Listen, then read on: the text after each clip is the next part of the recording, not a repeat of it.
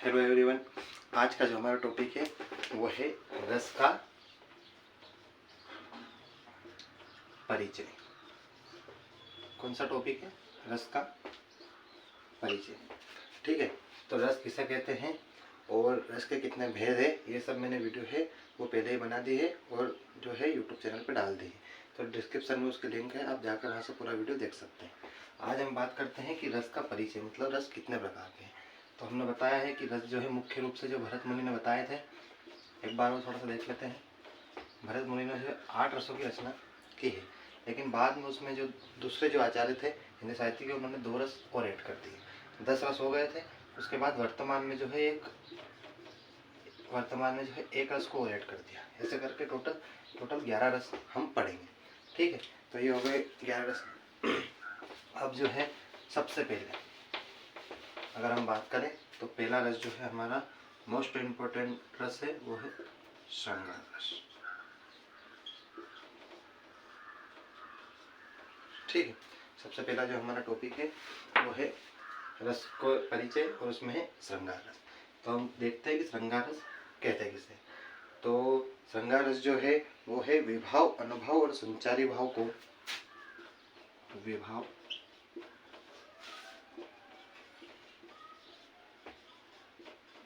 अनुभव और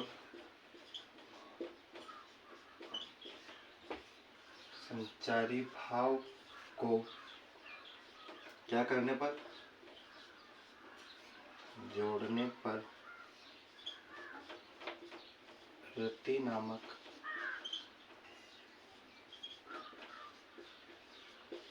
स्थायी भाव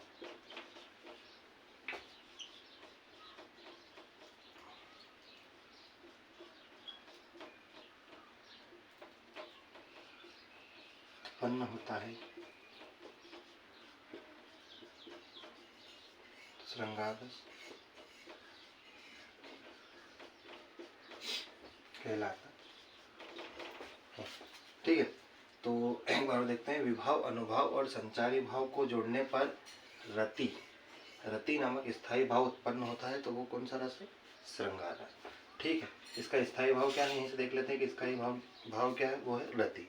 ठीक है, और इसके जो है इसका उदाहरण देखते हैं। इसका उदाहरण आ जाएगा मेरे तो गिरधर गोपाल दूसरों ना कौन। ठीक है, ये हो गया इसका उदाहरण, मेरे तो गिरधर गोपाल दूसरों ना कोई। उसके बाद अगर इसके हम भेद की बात करें तो श्रृंगार रस के जो है 2 भेद। सबसे पहले आ जाएगा हमारा संयोग श्रृंगार, ठीक है, और दूसरा हो जाएगा हमारा वियोग श्रृंगार। ठीक है, अब संयोग मतलब क्या है? मिलना। क्या है संयोग का मतलब? मिलना। और वियोग का मतलब है बिछड़ना। ठीक है, तो इसकी परिभाषा बन जाएगी ऐसी कि जब नायक नायिका के अगर मिलन का या मिलने का वर्णन हो तो वो हो जाएगा संयोग श्रृंगार।